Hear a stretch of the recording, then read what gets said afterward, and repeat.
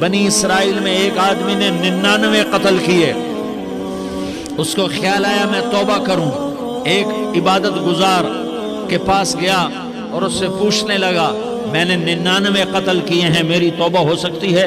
اس نے کہا ہرگز نہیں، تو بڑا ظالم ہے، تیری کوئی توبہ نہیں۔ اس کو غصہ چڑھا، اس نے اسے بھی قتل کر دیا، 100 کر دیے۔ پھر اس کو خیال آیا میں توبہ کروں، تو وہ ایک عالم کے پاس گیا اور اس سے پوچھنے لگا میں نے 100 قتل کیے ہیں، کیا میری توبہ ہو سکتی ہے؟ کہ بیٹا کیوں نہیں ہو سکتی توبہ؟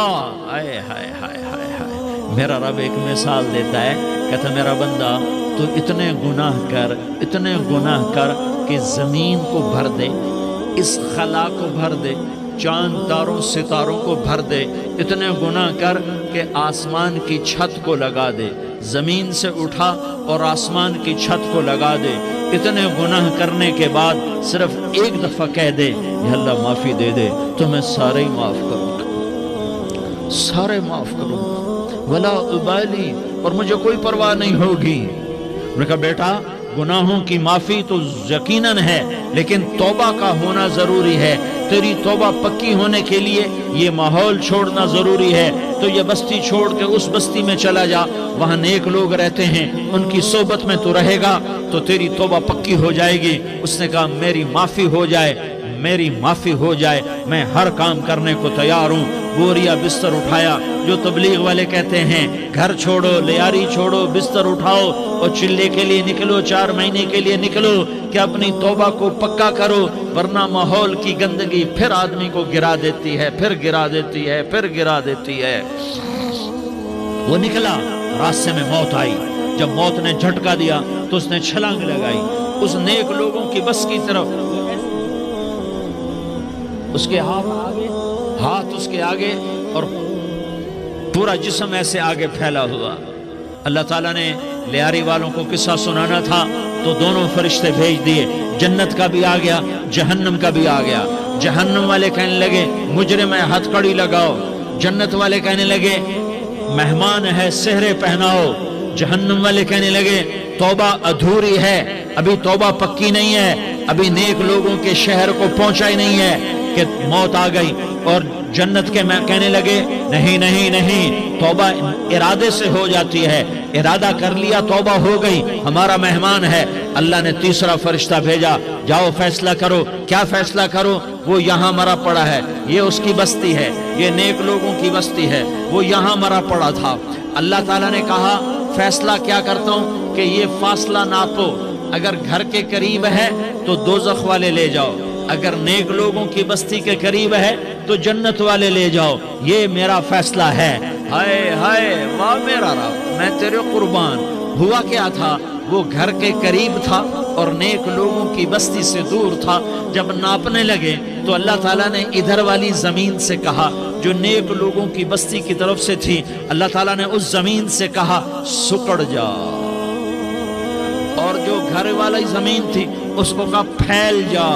ادھر کی زمین کو پھیلا دیا اور ادھر کی زمین کو سکیڑ دیا۔ جب ناپا گیا تو وہ نیک لوگوں کی بستی کے قریب ہوا۔ اللہ نے کہا لے جاؤ جنت میں، ہم نے معاف کر دیا۔ اور یہ تو بنو اسرائیل کا آدمی ہے، ہم تو محمد مصطفیٰ صلی اللہ علیہ وسلم کے امتی ہیں۔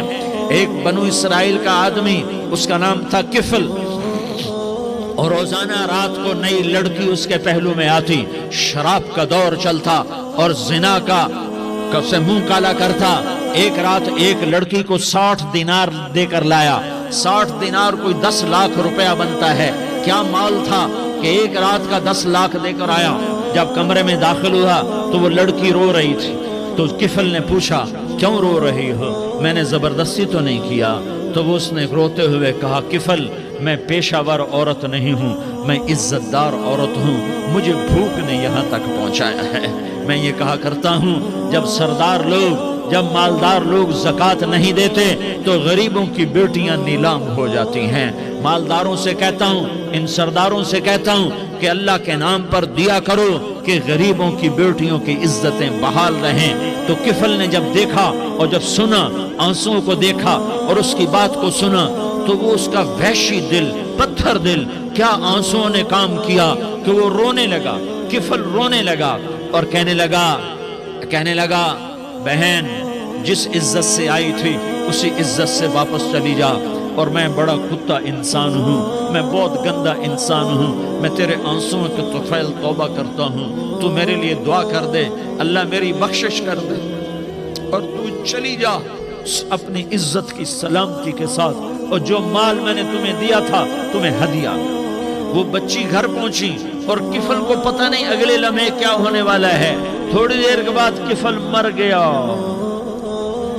اچانک جوانی میں موت آ گئی۔ کفل کو نہیں پتا تھا کہ میری زندگی کی چند گھڑیاں باقی ہیں، ساری زندگی زنا شراب میں گزری، آخری چند لمحے میں توبہ کی، اب میرے اللہ نے کیا کیا؟ اللہ، ارے اللہ کے بن جاؤ، ہاتھ جوڑتا ہوں، اللہ کے بن جاؤ، اللہ کو اپنا بنا لو، اللہ کو اپنا بنا لو، اللہ کو اپنا بنا لو، اللہ سے دوستی لگا لو، اللہ سے یاری لگا لو، اللہ کے آگے سر جھکا لو، ایک دوسرے سے محبت والے بن جاؤ۔ ہاں یہ وہ شخص تھا، کل اس کی میت کو دیکھ کر کوئی اس کو کندھا دینے نہ آتا، اس کے اپنے بھی اس کو غسل نہ دیتے، اس کے اپنے اس کو کفن نہ دیتے، یہ ایسا ظالم بدماش نافرمان تھا۔ ہاں سنو، کفل موسیٰ علیہ السلام کا امتی، طارق جمیل محمد مصطفیٰ کا امتی، سردار عزیر محمد مصطفیٰ کا امتی، ہمارے پیچھے محمد مصطفیٰ کے آنسو ہیں، آہیں ہیں، سسکیاں ہیں، فریادیں ہیں، دعائیں ہیں، یہ بنی اسرائیل کے گناہگار کے لیے کیا کر دیا۔ اگر یہ صبح پایا جاتا مردہ تو اس کا کوئی کندھا دینے والا نہ ہوتا، نہلانے والا نہ ہوتا، اسے پتھروں میں دبا دیتے۔ صبح ہوئی تو لوگوں نے دیکھا کفل کے دروازے پر بہت بڑا جیسے بینر لگا دیا جاتا ہے، پورا بینر لگا ہوا تھا، کفل کے دروازے پر لکھا ہوا تھا ان اللہ قد غفر للکفل، لوگوں اللہ نے کفل کو معاف کر دیا۔ کیا مطلب تھا معاف کر دیا؟ کہ جاؤ جنازہ پڑھو، جاؤ دفن کرو، جاؤ غسل دو، جاؤ کفن دو، میں نے کفل کو معاف کر دیا۔ میرے بھائیو اپنے اللہ سے اپنا تعلق بناؤ، اور اللہ سے تعلق بنتا ہے توبہ کے ساتھ، اس کے در پر حاضری دینے کے ساتھ، اور محمد مصطفیٰ صلی اللہ علیہ وسلم کی غلامی کے